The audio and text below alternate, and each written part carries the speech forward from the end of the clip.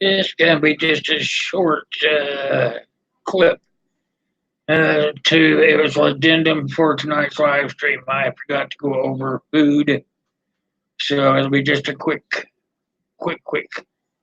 And these items, I personally feel that you can store for a very long time, and it looks like you can get most of them at the dollar store. Some of them you can get at the regular store on sale, but most of them you pick up over at the dollar store. And one of them is spam. Spam lasts a long time. As long as the can doesn't get punctured or rusted or anything, it'll last forever. Another good thing is canned ham. You can get one of those smaller ones, 2 or 3 pound one, and they come in those sealed cans just like the spam does.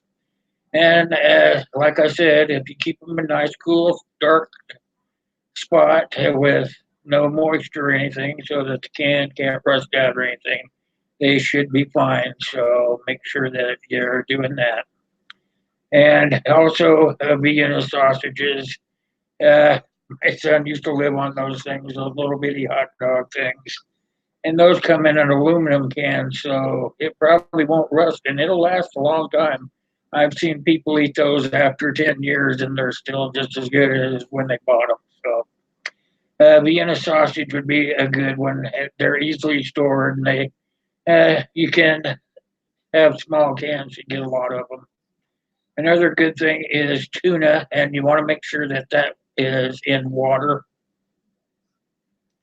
Another good one is canned beef meatballs, and those are like a little can like this, but the can's only about this tall, and it's just meatballs. And a good way to do that, make sure they're in a solid, oily water. Another good thing is rice with uh, make sure that you take the rice out of the bag that it comes in because those bags puncture pretty easily. Make sure you put those in those mylar storage bags and seal them up real good. I have a seal a meal, so we know that works pretty good on them. And as long as you don't get them too hot and burn a hole in it. Another good thing is instant oatmeal. It will last virtually forever. I mean, you don't want to keep it in that cardboard container that they come in. You do want to take them out of that and pour them into a regular bag. I have like seal and mill bags. I pour mine into. And actually, what I do have been doing lately is actually just pouring little bits of them in little smaller bags, making like individual portions and sealing it up and throwing them into a tub or something. Those work real well. So think about that. Another good thing to think about is honey. Honey virtually lasts forever. Think about it. Bees have been making honey for many millennia, and it doesn't go bad. They just keep adding to it. So honey is a good thing. Another good thing to keep is tea, and you can just keep it like in those regular tea bags. Take the tea bags out of the box. Like I said, the box is going to be your nemesis. So you take it out of the box and you put them into mylar bags and you seal it up. Another one is sugar. You want to do the same thing with sugar. You can actually take sugar, seal it up, and throw it into a 5 gallon bucket that has a lid on it. So put it in a bag, seal that bag up really good, like a seal mill, and put it into a 5 gallon bucket, one of those food buckets that you can put it in, and the top goes on and turns so it locks in place.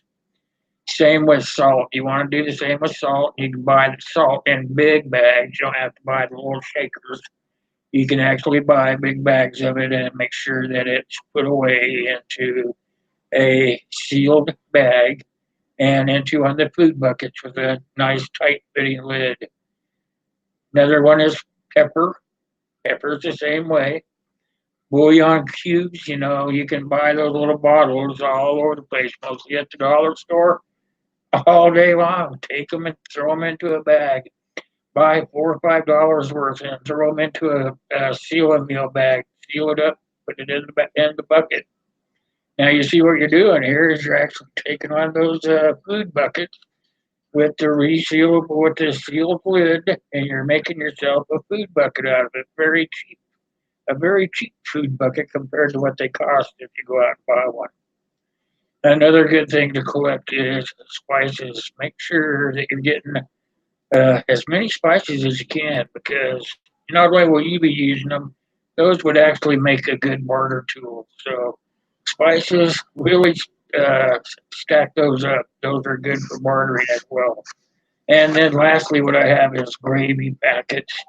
And sure, you can make your own gravy when you're cooking your meats and stuff, and that's fine, you know.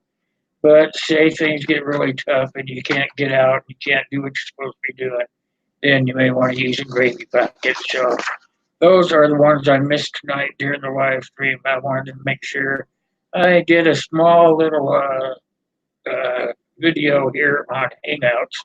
I'm doing it in Hangouts to make sure that it works right, see if I did something wrong, and make sure it will work, at least for me.